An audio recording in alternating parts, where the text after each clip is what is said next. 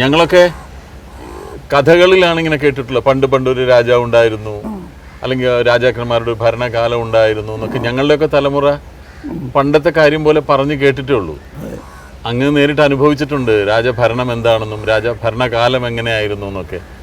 അപ്പോൾ അങ്ങിൽ നിന്ന് തന്നെ കേൾക്കാൻ ഒരുപാട് ആഗ്രഹമുണ്ട്. എന്തായിരുന്നു, എങ്ങനെയായിരുന്നു അങ്ങനത്തെ ഒരു ഭരണകാലം?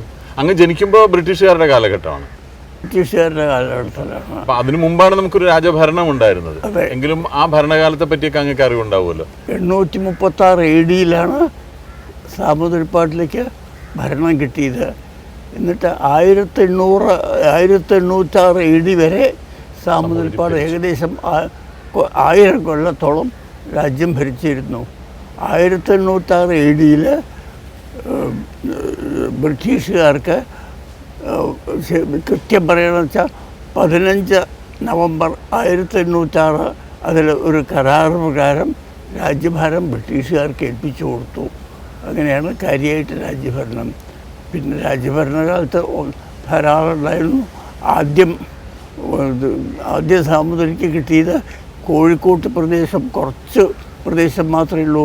കല്ലാഴി പുഴയുടെയും സമുദ്രത്തിൻ്റെ ഇടയിൽ മാത്രമേ ഉണ്ടായിരുന്നുള്ളൂ.